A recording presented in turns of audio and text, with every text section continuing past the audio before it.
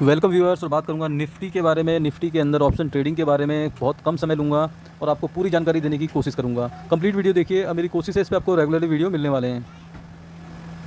सबसे पहले दोस्तों डिस्क्लेमर, क्योंकि ये सिर्फ और सिर्फ एजुकेशनल वीडियो है। सबसे पहले दोस्तों समझना जरूरी है कि आज कैसे कामकाज किया है। सबसे पहले गैप डाउन ओपनिंग हुई। गैप डाउन ओपनिंग के बाद दोस्तों एक प्रॉफिट बुकिंग आई। उसके बाद एक अच्छा खासा डाउन जाने की जगह रिजेक्शन कैंडल बनी, ग्रीन बुलिश कैंडल, और उसके बाद दोबारा से इसको नीचे ले जाने की कोशिश की गई।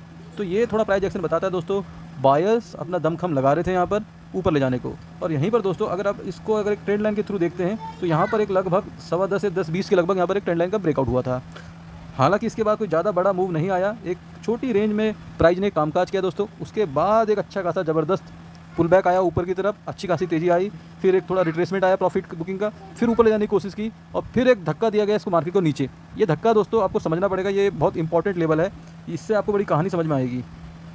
ये देखिए, ये जो एरिया है यहाँ पर अब जो छोटे निवेशक हैं उनको यहाँ पर दोस्तों प्लेयर को यहाँ पर पुट जो है उनको बेचा गया।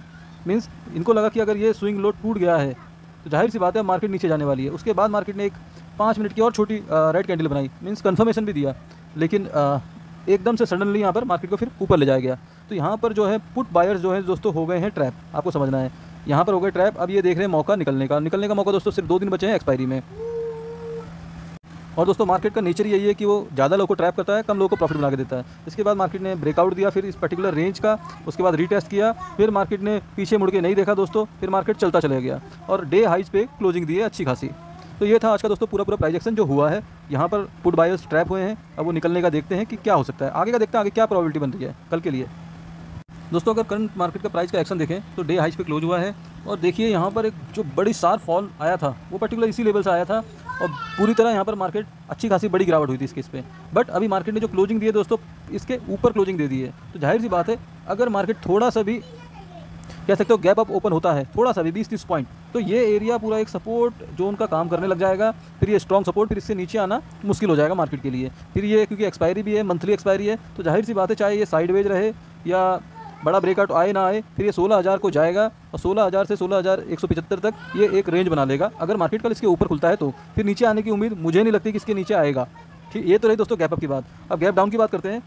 इन केस मार्केट के अंदर गैप डाउन हो जाता है छोटा मोटा मीन्स मान लिए थोड़ा मार्केट यहाँ खुल जाता है, तो फिर दोबारा से दोस्तों हमें प्राइस एक्शन का वेट करना पड़ेगा गैप डाउन के केस में। जब तक मार्केट इसके ऊपर सस्टेन नहीं करता, पर्टिकुलर इस कैंडल के हाई के ऊपर 5 मिनट की कैंडल नहीं बनती, तब तक सी बाय नहीं करेंगे। आपको समझना, सी बाय नहीं करेंगे जब तक इसके ऊपर क्लोजिंग देती।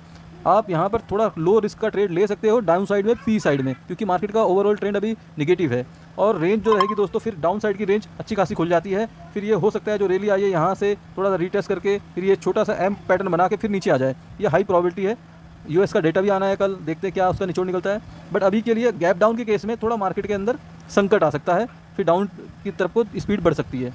ठीक है, अब ट्रेंड में दोस्तों गैप अप के केस में मार्केट ऊपर अच्छा खासा जा सकता है, क्योंकि फिर मार्केट के पास एक बढ़िया बेस बन जाएगा और मार्केट हो सकता है एक्सपायरी के दिन 16,200 तक भी अटैम्प्ट करने की कोशिश करे।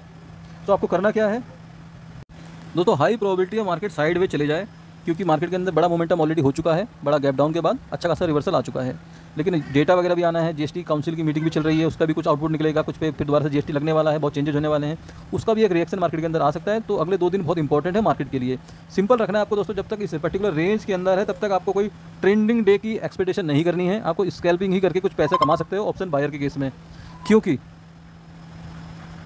बड़ा ट्रेंड तभी चेंज होगा दोस्तों जब 15,900 के ऊपर जाएगा मार्केट या 15,700 के नीचे जाएगा मार्केट। तब तक आपको अगर ये पहला रेसिस्टेंस है R1 के लिख रहा हूँ मैं, इसके आगे 15,900, यहाँ पर आके आपको सेल ऑन राइज वाला देखना है, यहाँ पर पुट बाय कर लेना है। यहाँ पर आके अगर रिवर्सल का कुछ प्राइस एक्शन बनता है फिर यहाँ पर आके फिर आप बाय कर सकते हो। सी साइड में टारगेट रहेगा 15,900। अगर इस लेवल को भी ब्रेक करता है दोस्तों 815, इसके नीचे भी अगर 5 मिनट की कैंडल क्लोज आती है तो फिर आप नीचे तक के टारगेट 715 तक के देखने को मिल सकते हैं। तो आपको बेसिकली इस रेंज के अंदर जब तक मार्केट है इस रेंज को ही आपको फोकस में रखना है और प्ले करना है। बाकी दोस्तों गैप डाउन के चांसेस हैं और आप लोग हमारा फ्री टेलीग्राम चैनल भी ज्वाइन कर सकते हो, जिसमें लाइव मार्केट के मैं सिग्नल शेयर करते रहता हूँ। वीडियो पसंद है तो वीडियो को लाइक, चैनल को सब्सक्राइब जरूर करिएगा। मिलकर नेक्स्ट वीडियो में, बाय बाय।